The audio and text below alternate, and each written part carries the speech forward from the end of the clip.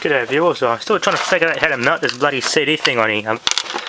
Got this brass fitting off, drilled a hole in the centre of it, and I fit this little shaft off this motor I popped. Just got it red hot, slid the stator right over as far as I could to try and get it off, but it wouldn't come off, so I cut it off right at the rotor. Not the stator, sorry, the rotor. So that should fit in that hole, but it's not tight though. And that should go on there.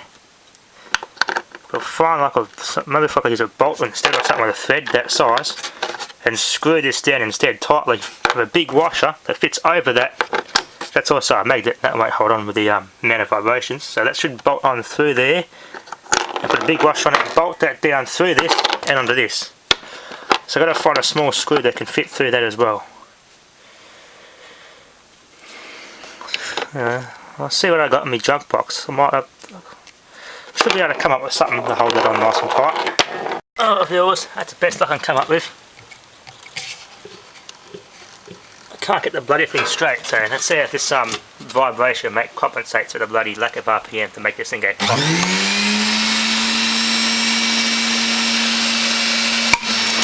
No, that didn't make it go bang, too slow. Yeah, I need more RPM. I'm disappointed with that. Okay, if you also want to see how this thing behaves on the direct current variac on 0 power on, there, it ringed. Now I can't adjust the height of that wheel because that wheel, load wheel, is perfectly centre between the brake magnets. I think Wayne Boombox Deluxe suggested swinging like that within rush. You'd have to adjust the jaw bearing so that wheel is perfectly centre, but it's actually pretty good. If I adjust it any more, then that's really going to start hitting the brake magnets. So it's pretty much would have been done when it was last checked in 1978. So see how this behaves.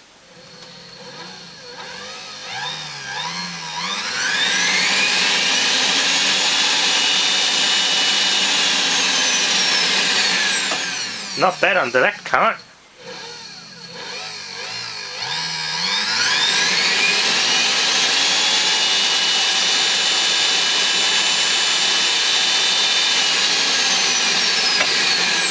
Not bad. I think for CD popping I'm going to have to get myself a wood router. A router's definitely the best because they spin real fast. Let's see what else we could try. Let's try a 600 watt vacuum cleaner on DC. Variac 0 power on.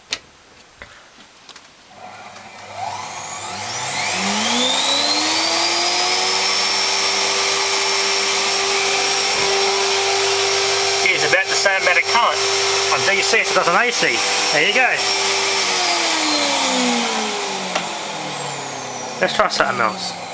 Okay, AC through those motor windings. Ballasted for safety, just in case something unexpected happens or shorts out unexpectedly. Okay, on 0, power's on.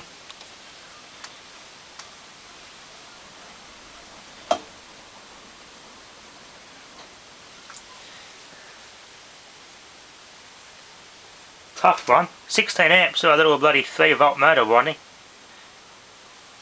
That's tough.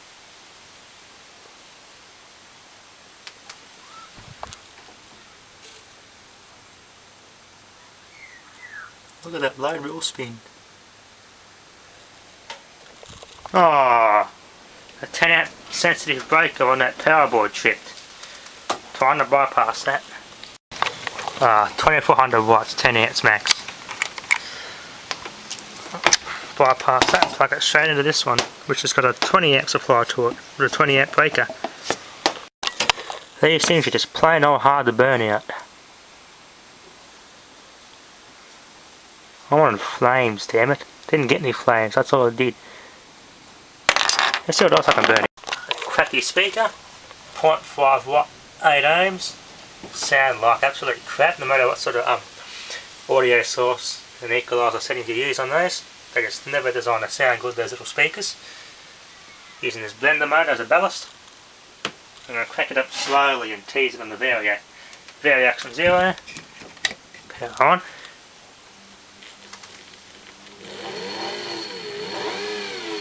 small load, so it should take long to burn. Should take ages to burn this one out.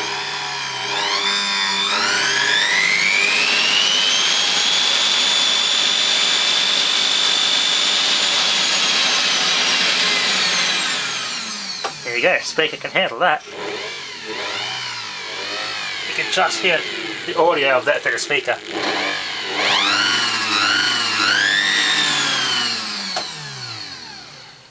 Unplug, safety first.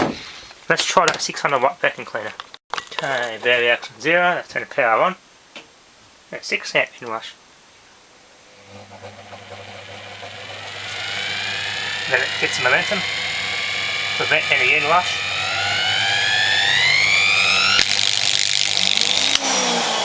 There you go.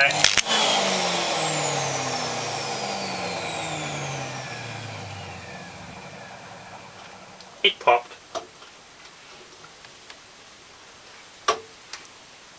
Unplug, safety first. Autopsy time. Whew, smells interesting.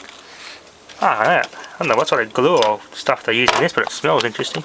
It's like a sweet fruit smell to it for some stupid reason.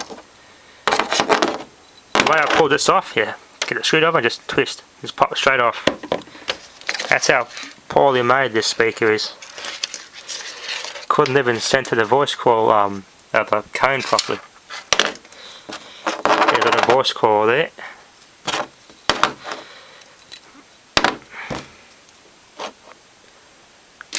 There you go. Okay, viewers, these are those manuals I took out of this Poochie's mechanics. These gears are definitely interesting, though, how they work. Start with this one. If you look carefully, there's like a little cam and a crank shaft action there. Quite interesting how to do that. That's actually, I think that's the actuator for the tail. Little crankshaft there. I put a piston on that, make a little pump out of that, reciprocating air pump. Very interesting. There's some more gears in there. They're very well greased. I'm surprised for a little children's toy. Very well greased. And that's the gears out of that robot. Motor goes in there and gears it right down.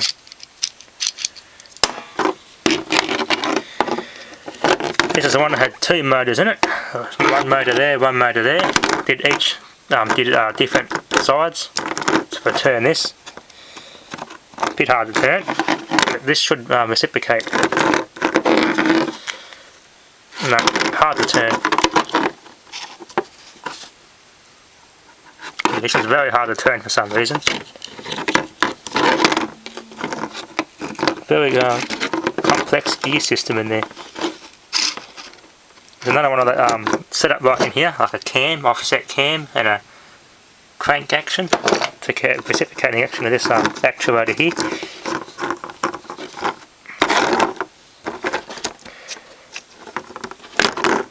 Hard to turn.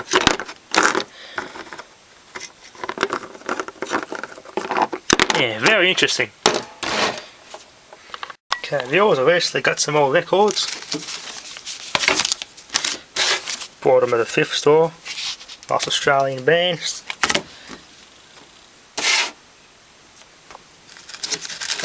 More 45s. 10cc. Jerry Rafferty. These are all good songs. Ice House. Australian band. They're good songs. And Phil Collins. These are good songs. Sit back and listen to and enjoy the records.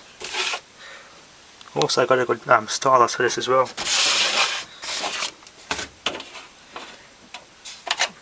It's a diamond tipped one.